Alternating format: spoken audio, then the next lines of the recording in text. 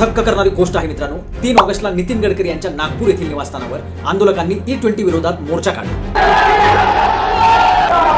एक आठवडा पूर्ण झाला तरी सुद्धा नितीन गडकरी यांनी या मोर्चाबद्दल एक सुद्धा प्रतिक्रिया दिली नाही।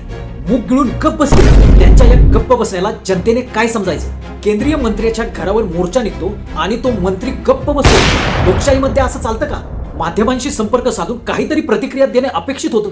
तुम्ही गप्प बसताय याचा अर्थ तुम्ही चुकलाय का? या मोर्चामध्ये अनेक नागरिकांना, स्त्रियांना गाडीमध्ये भरल्याचे दिसून येते।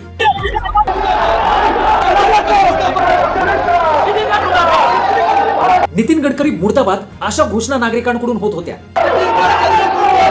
आंदोलकांचं असं म्हणणं आहे E20 धोरण जबरदस्ती लोकांवर थोपवल्यामुळे त्यांच्या गाड्या खराब होत आहेत, मायलेज कमी येत आहे। या सर्व गोष्टीला नितीन गडकरी जबाबदार आहे। तसेच स्वतःच्या हितचिंतकाचा फायदा होण्यासाठी हे धोरण आणलेलं आहे असा आरोप आहे। त्यामुळे त्यांचा राजीनामा मोदींनी घ्यावा अशी त्यांची प्रतिक्रिया आहे। आणि जोपर्यंत मोदी नितीन गडकरी यांचा राजीनामा घेत नाही तोपर्यंत देशामध्ये असेच आंदोलन चालू राहील असा कडक इशारा आंदोलकांनी दिला आहे। आपल्या हितचिंतकांचा फायदा करून घेण्यासाठी हे धोरण देशावरती लागण्याचं काम या मंत्र्यांनी केलेलं आहे आणि त्यांचा राजीनामा मोदींनी घेतला पाहिजे। मित्रांनो, तुम्हाला काय वाटतं? नितीन गडकरी यांचा राजीनामा घ्यायला हवाय का? कमेंटमध्ये नक्की सांगा।